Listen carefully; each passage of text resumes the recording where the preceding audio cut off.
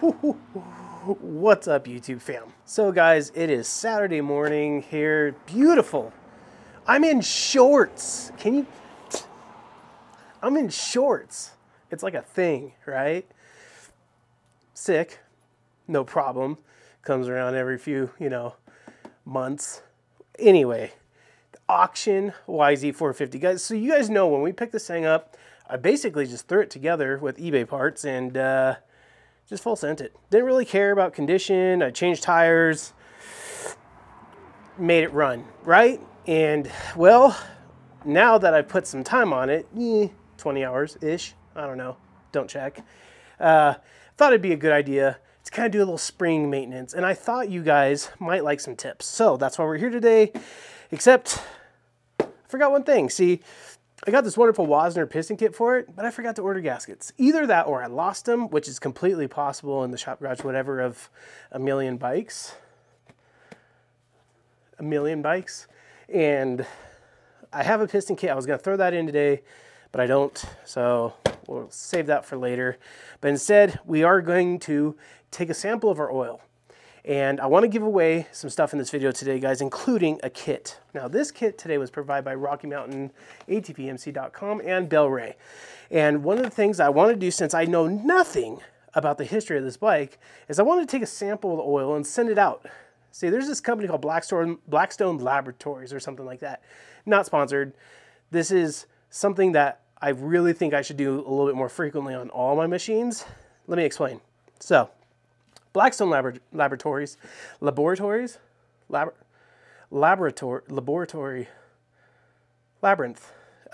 they take samples of your oil. You don't need to send them much. It's like a little bottle full. And they're able to analyze your oil and tell you exactly what's floating around in the thing. So, why is that going to help you? Well, I'll tell you, okay? Like, that's what I'm getting to. So, dirt bikes in general, when the engines start to break down, when they see a lot of miles, you start to see things like brass, aluminum, iron, things like you're not supposed to have in there. You know, like, there's a limit, right? So, anyways, about a month ago, I took a sample of the oil out of this bike, and I left the same oil in because I really wanted to see, before I got anything back, I wanted to see how healthy this thing is or isn't, to know if I need to do a full crank-up rebuild, or if just a top end would be suffice for now, or does it even need a top end? Because let's be honest, so it's cold. So the thing is though, when it's hot, it doesn't start like that. When it's hot, it takes a lot of cranking. Now I know one thing for certain is the battery that come with these Yamaha, they're not sufficient enough to even turn over the very starter that they came with. So I did order one of those lightweight batteries from Rocky Mountain. It's back over there, and I'll show you in a second. So I'm going to today, since we can't do a piston because I don't know what I did with that freaking gasket kit. Let's first show you guys what I got back from Blackstone Laboratories. Labrador. So basically, all the numbers. The aluminum was a little bit high. And then also I had a little bit of silicone that was high as well. So the silicone, basically the way that they broke it down to me is it could be simply from a gasket maker or something like that floated into the system. Maybe, some coolant that has, like, if it's a silicone-based coolant, could be getting into it somehow, meaning leaky water pump seal or something like that. But either way, it wasn't super high, but it was enough to make them note it. But other than that, guys, no brass, no copper, which are important because the brass and copper, guys, those are the ones that are your thrust bearings, right? Those are inside your transmission gears. Those are inside your crank bearing. And when those start to wipe, meaning wear out, they'll start to disperse a lot of copper. If you've ever pulled your oil filter before and you spread the paper apart, we're going to do that today on this thing. If you've ever pulled your paper and spread it apart, and you see gold flakes in there, like you struck gold, It's not. It's the opposite when you see that in your oil filter. It means you're about to have a catastrophic failure. So, copper and brass, guys, those are only in your engine in the parts that are as a bearing or a thrust bearing.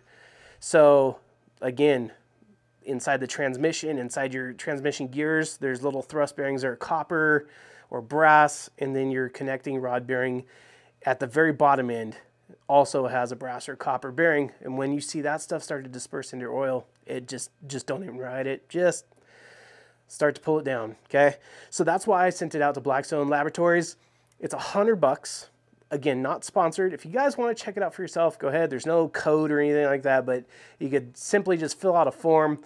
They send you a test kit, you send it back, and then, you know, in weeks they have a full breakdown of what your oil consists of. And I think it's super rad, and for $100 it kind of lets you know where your bike's going to be for the year. It's a good thing to know. So today we're going to give it a fresh oil change. We're going to look at that oil filter. Not that I have any worries about it now that I got that report back. The other thing is too, I'm going to throw on a new throttle cable because this thing is adjusted all the way out and there still is that much slack. Can you even see that? It's like half a turn of cable slack. So we got a new Motion Pro cable we're going to throw on there as well. I totally feel up to this. So let's do it. And here's the battery that we're going to be throwing in. So for the price,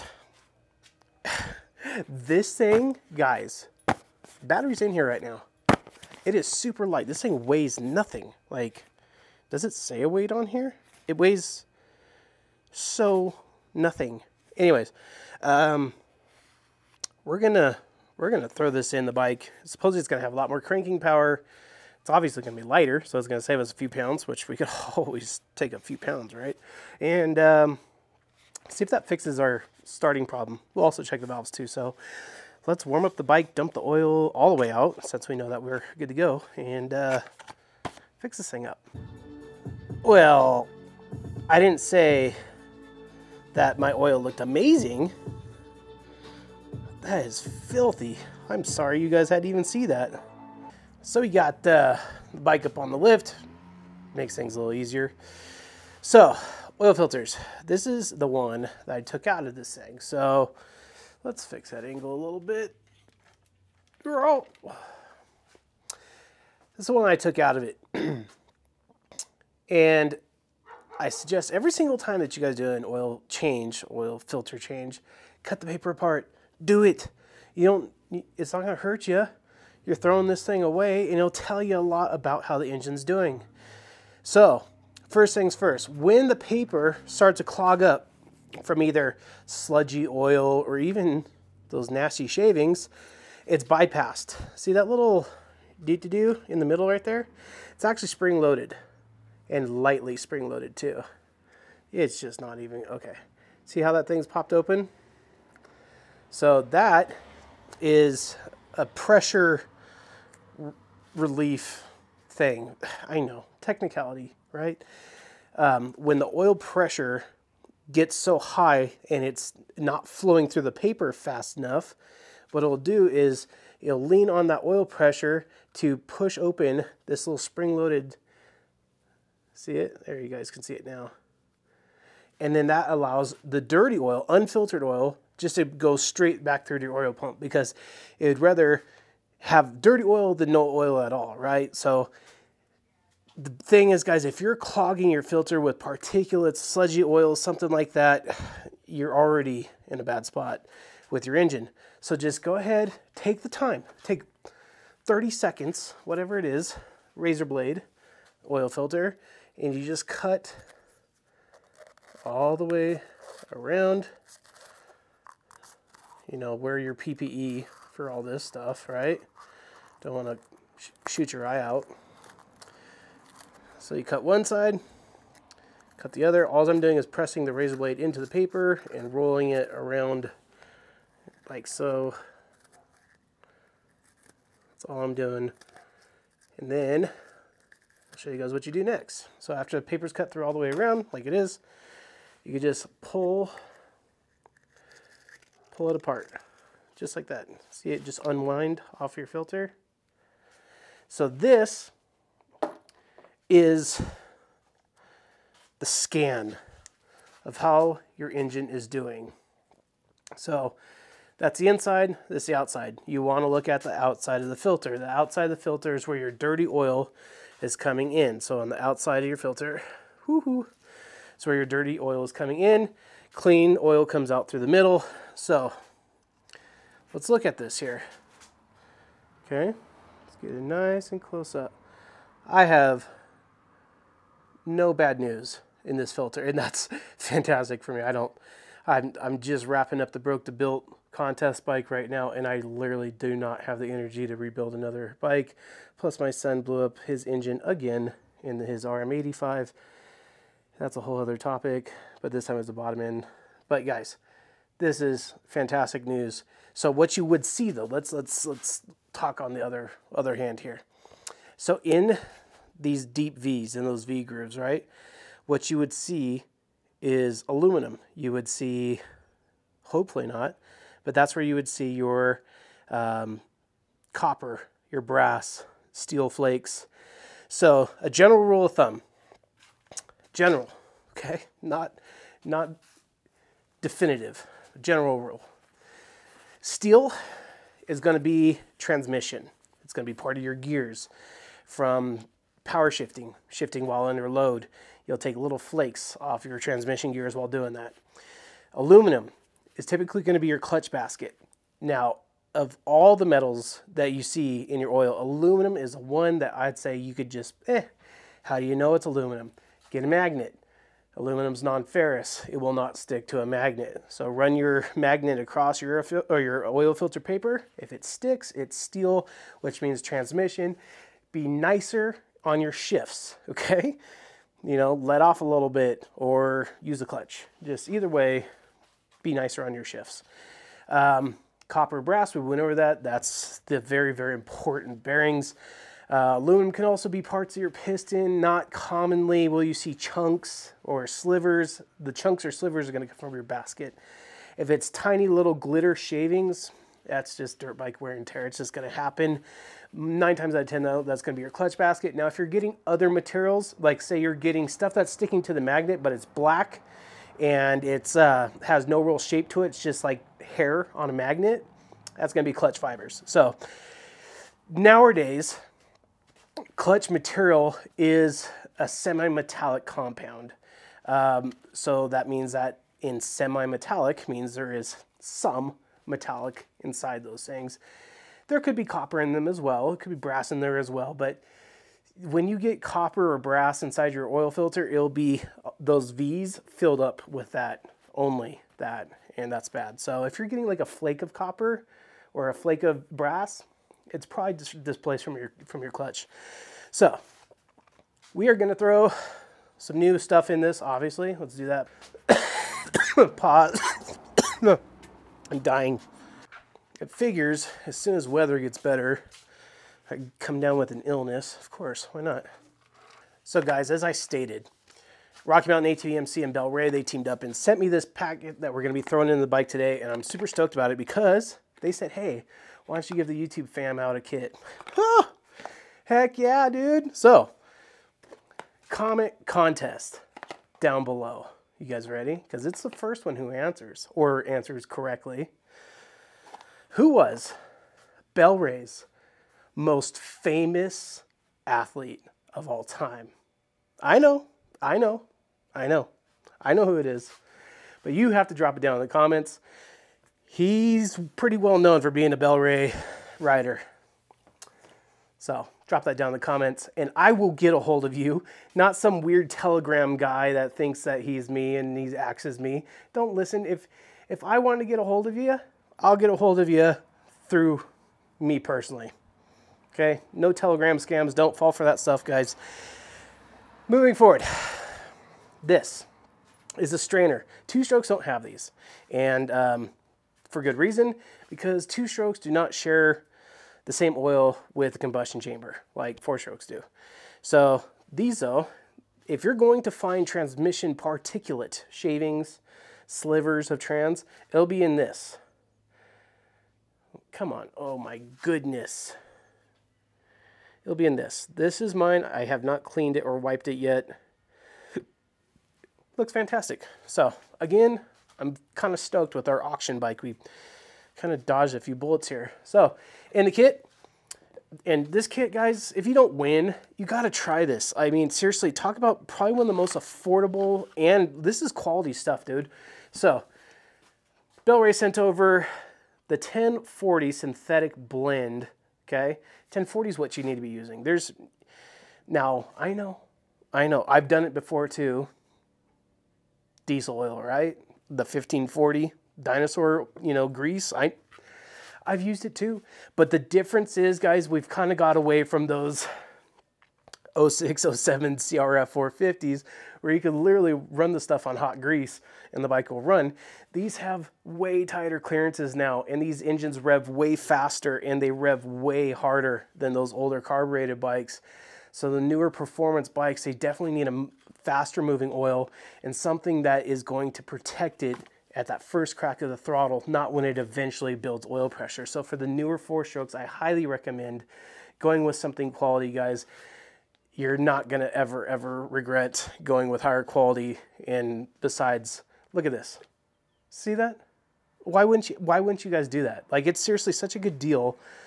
They send you a funnel, they send you oil filter and oil, and bada bing, bada boom, is done. So use that link down in the description below. Get yourself a kit, tag Bel Ray in your Instagram post, tag me in it, I wanna see it, and make sure and tag Rocky Mountain in it too, guys. So let's feed it some new dinosaur juice, change that throttle cable, and I'm also gonna check the valves, and then we'll go get this thing out for a little putt ski today, even though I'm a little worse for the wear.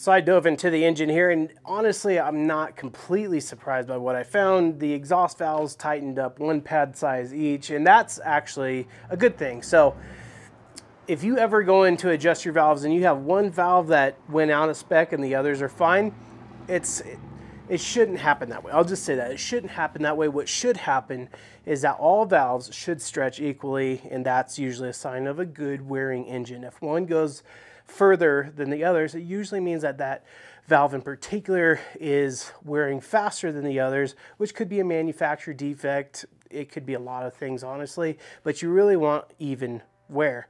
So on our exhaust valves, we put in a pair of 195 shims. If you guys don't have one of these, or if you're scared to work on your own valves, I don't know why, but go get you one of these, guys. It's just over $100. It's a complete shim kit for all sizes, and these basically service most 450s at that point and some 250s. There are 2 different pad sizes. These are the wider ones, which a lot of the newer bikes are that wider diameter pad. The intakes were perfectly fine. I had those like at 12 millimeter. I wasn't working in the inches. I like working on the millimetrics when working on the Japanese stuff. So 12 on intake, you go down as far as 10, so I'm fine there, but I could not on the, what would be the right exhaust, the right side exhaust, so where my right leg is on the exhaust, I couldn't get, so that's, the range is 0.20 to 0.25. I could fit a 0.18 in there, but it was still kind of tight, so I did pull that shim, which was a 200, and I put in a 195, so that gave us 5. extra on their clearance there. And then the other one was actually I could fit a 20 inside of, but it was a very tight fit. Either way, both were at the lower limit of their service interval, so I want to get them at the same time. I don't want to put a 195 in one and leave a 200 in another. It's going to make one valve wear a little bit differently than the other, so I put both at a 195.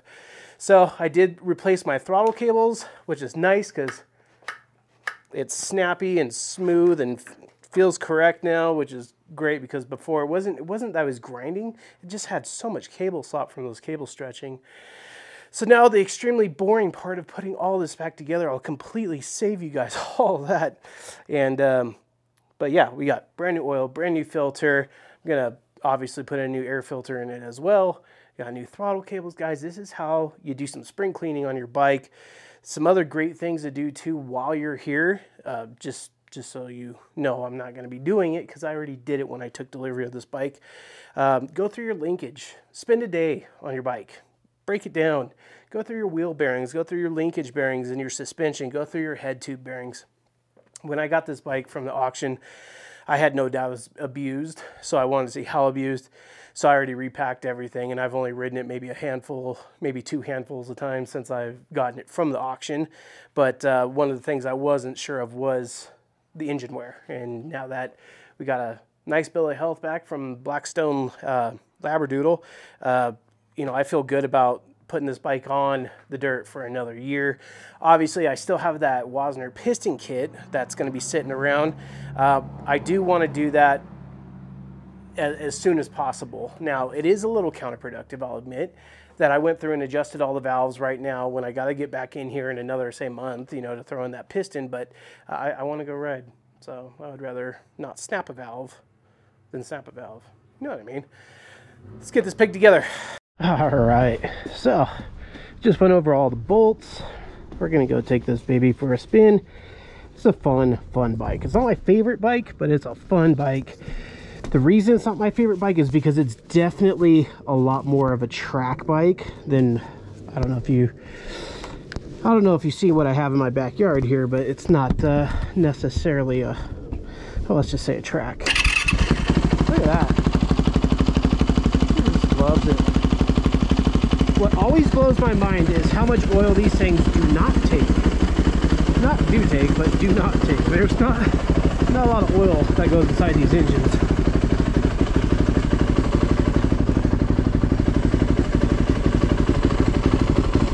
Got 2 throttles, you know. Probably something I should have also done. It's all right. We'll rock 2 throttles today.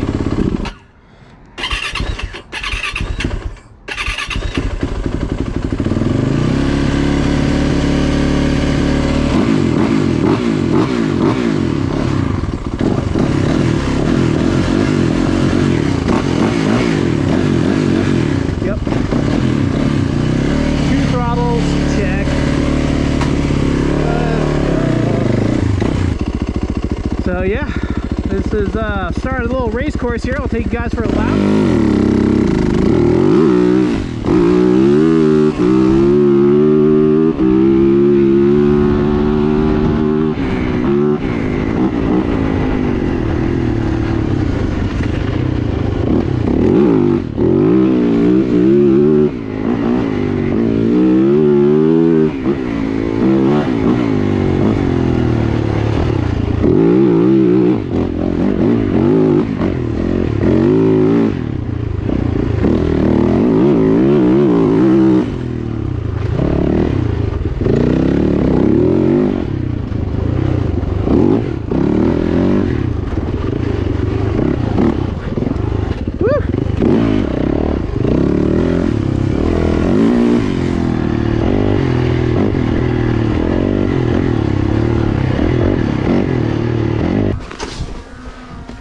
Skydio is live. Just need a little throttle. Skydio is live. Let's go for a little put ski, huh?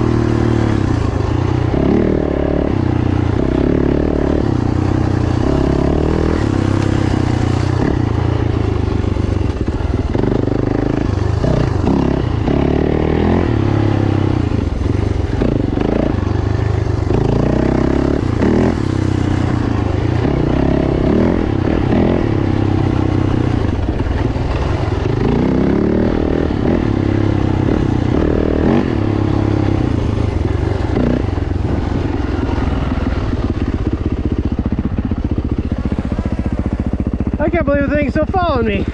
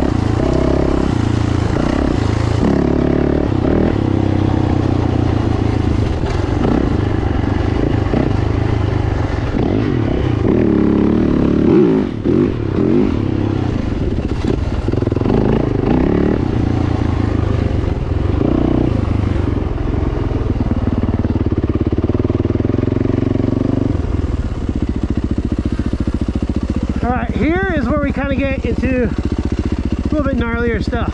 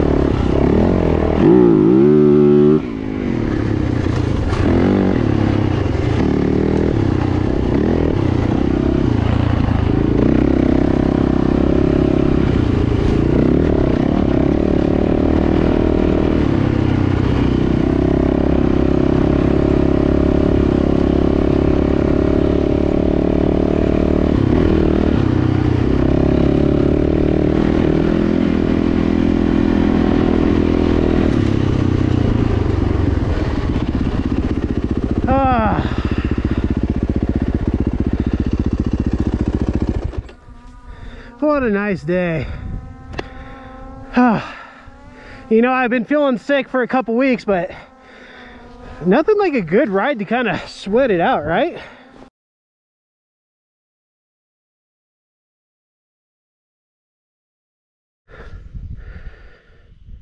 Wow.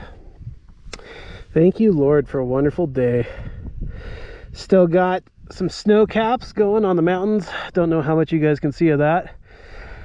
Snow level's about at 6,000 feet right now. We're just shy of 5,000 here, so it's nice and up high where we're able to get some nice weather right now. I mean, geez, I couldn't even beg for better than this. Ladies and gentlemen, thank you for watching today's video. I hope you learned something. I hope you learned something, guys. That's what this channel is for. You know, other than making some pretty cool dirt bikes along the way, I want to share as much knowledge as I can with you guys. Especially, there's a lot of newcomers to the moto industry, and if I could share something with those guys that's going to make their lives a little bit easier, especially not having to go to you know, the dreaded dealership, right, to get your bike worked on, I'm going to do it. I'm going to help every way that I can. Besides, what is better than watching Supercross qualifying in your shop garage, whatever, while drinking a nice ice cold beverage? Mine today was water, you know, because health. And honestly, guys, I was kind of not looking forward to coming out riding today because I just been feeling kind of crummy for like a whole week. And Friday was especially bad. It's Saturday, and I stayed in bed all day yesterday. And I'm glad I did because I feel 70% better today. I'll take that. Well, I'm gonna ride home, guys. I love every single one of you guys from the Sierra Nevada mountain range. God bless every single one of you guys. I love you all so much. Have a great weekend, or a week now that we'll see this on Monday. Have a great week. God bless you all. Love you. Bye.